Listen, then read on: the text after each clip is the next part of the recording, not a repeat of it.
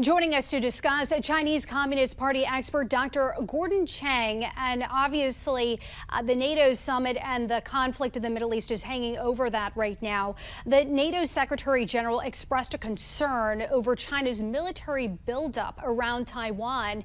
How could what the U.S. does next with all of the international conflicts right now impact what China does?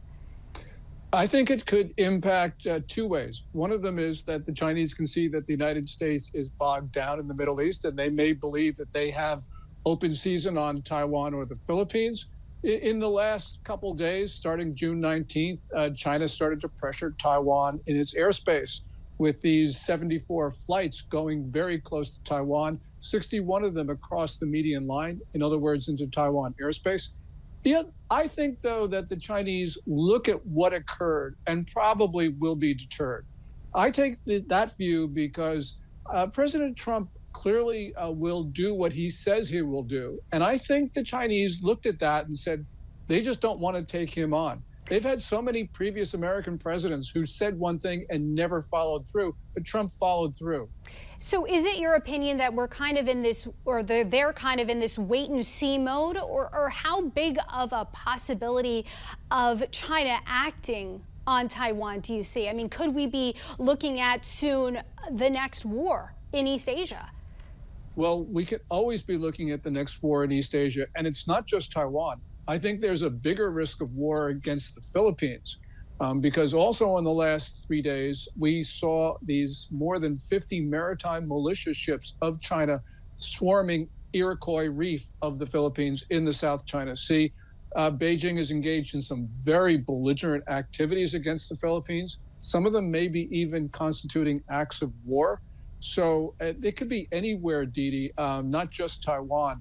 And then again, there are provocative Chinese activities against South Korea, Japan, and the faraway Australia. So anywhere along this periphery is a danger point for the world. You mentioned some key allies here.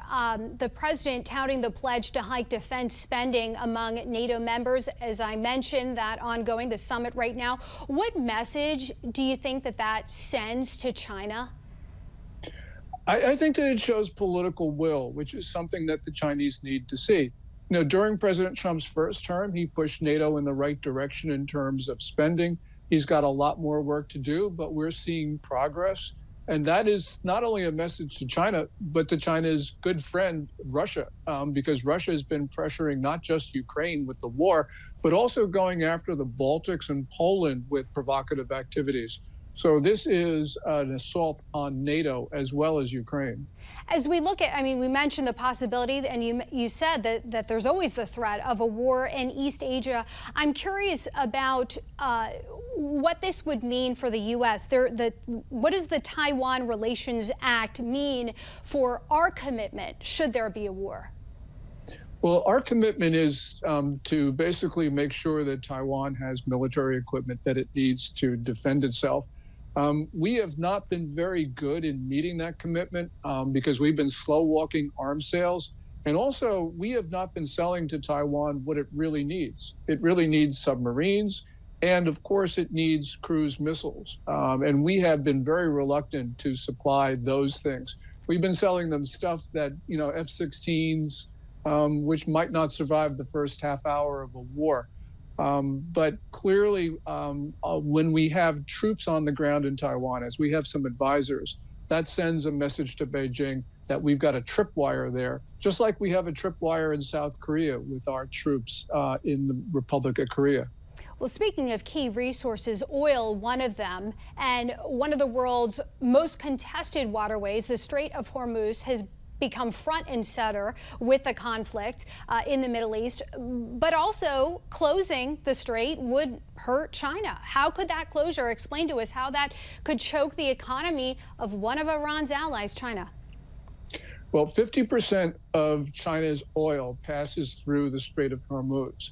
So if it's closed off, China then runs out of oil eventually, probably has to draw down its strategic petroleum reserve, which it certainly doesn't want to do because it's been building it up in preparation for war.